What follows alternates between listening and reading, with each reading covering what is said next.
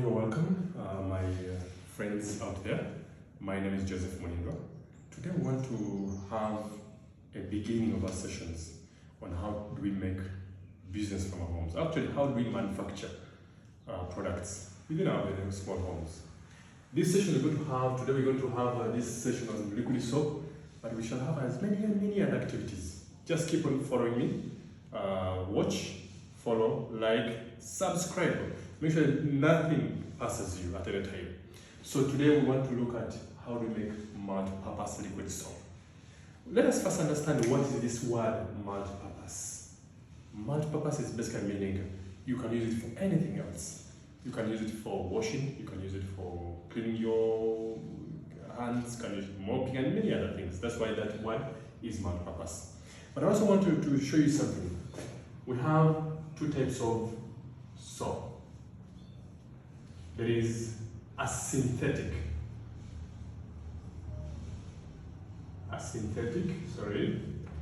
and there is organic. So the difference here is a synthetic is more of chemical, which we are going to focus on today. And organic is more with more natural organic products. But today I want to focus here on a synthetic multi-purpose liquid soap. So as we are getting to this, we need to know what do we need to have. Many times I've seen people out there when they're making soap and they actually don't use the formula of making liquid soap, but instead they mix what other people have made for them. When you tell them, have you made soap? They say, I'm a manufacturer of soap, but indeed they actually combine what they have been made for them. Today I want you to learn how you manufacture soap, starting from scratch. Do you need to know what you have to do with? Let us first know the requirements. Things you need to know to have before you start making liquid soap.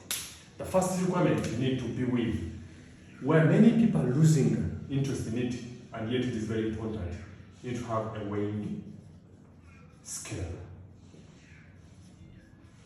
Have a digital weighing scale, if I'm to be more specific, because it's the one that's going to help you to have actual measurements of all your chemicals you're going to make. When you're doing these things, lack of measurements can make you have a wrong formula, a poor product, and that means you're losing market. Once you have the weighing scale, you have started the journey. Number two, let us have plastic buckets. You can call it containers. It's okay, call it anything you want. But what is important is, as long as it can accommodate whatever you're going to make, but plastic or stainless steel. But we want to make sure that we make our production to be as cheap as possible. I know in business we don't use the word cheap, we can use the word affordable to make you feel comfortable with that statement. But let us have an affordable procedure of making it. So without feeling that it's very expensive for us. Have a plastic bucket where you are going to mix all these things. You can have one, it's big.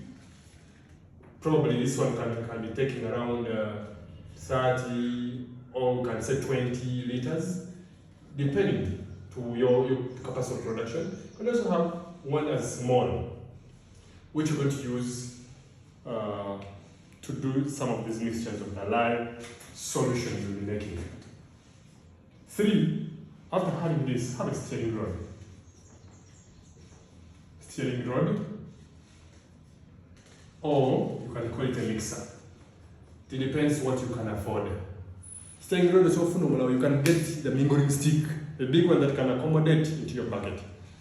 Just get a stirring rod that will help you to stir out these chemicals. Once you have these things, have another important thing that many of us we don't pay attention to. You have a litmus paper. Have a litmus paper. This litmus paper is going to help you measure your pH. The pH, when I talk about the word pH, we're talking about the balancing of alkalines and acids. Because when you're making liquid soap, you're going to use both the alkaline and acids. And those are the very important chemicals when you're making liquid soap. If you miss those two things, you don't have anything. You don't have soap actually. You have other things that I can't know. But when you have those two things, yeah, you have soap.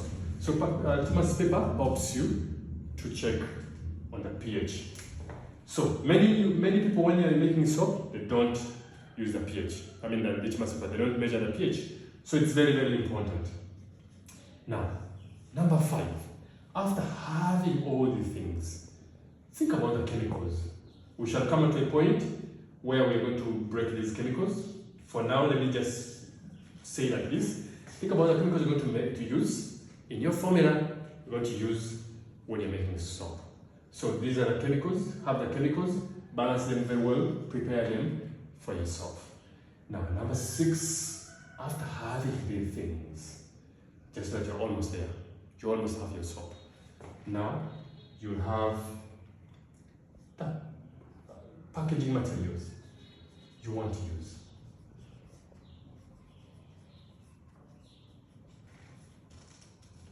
So none of us know which packaging material you want to use, but what is important, you are going to pack your soap somehow.